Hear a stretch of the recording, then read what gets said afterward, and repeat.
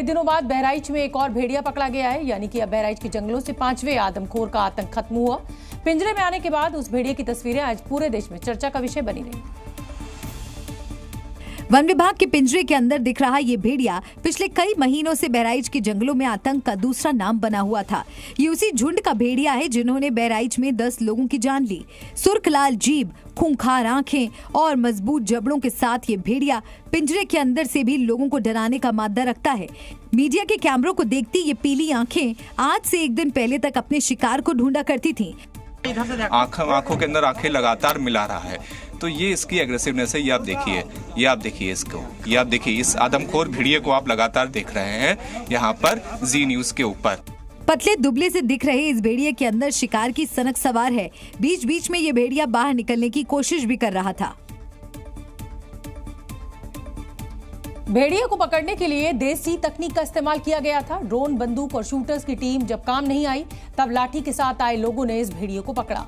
लाठियों के साथ आई एक टीम ने भेड़िए के पैरों को जो निशान छोड़ गया था उसको फॉलो किया।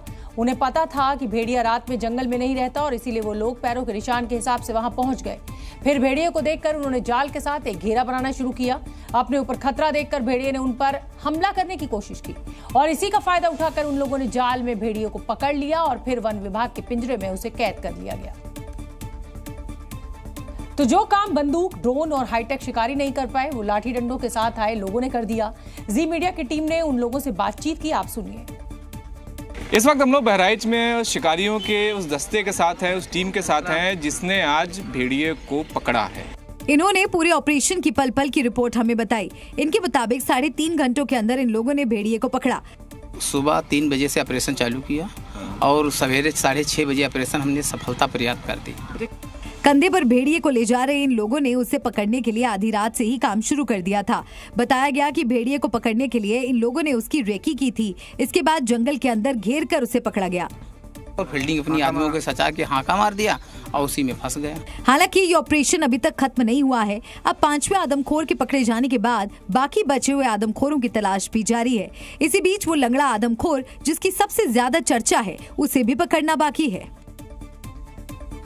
और अब जिसका डर था वही हो रहा है। 5वें आदमखोर के पकड़े जाने के बाद 6वां हैवान पागल हो चुका है। 6ठा भेड़िया बदला लेने के लिए निकल चुका है, ऐसा गांव वालों का कहना है।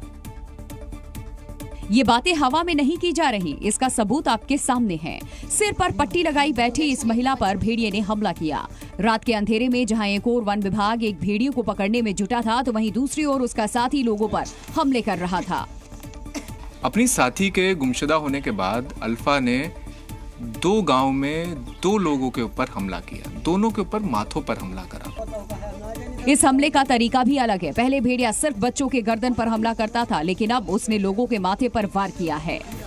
भेड़िया हमेशा या तो बच्चों के ऊपर हमला करता तो बच्चों की गर्दन पर हमला करता था, लेकिन इस बार उसने 2 वयस्क लोगों के ऊपर हमला किया है और सीधे माथे पर हमला किया है।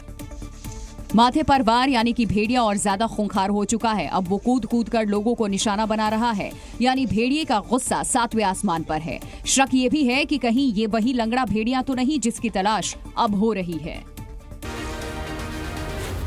जी न्यूज़।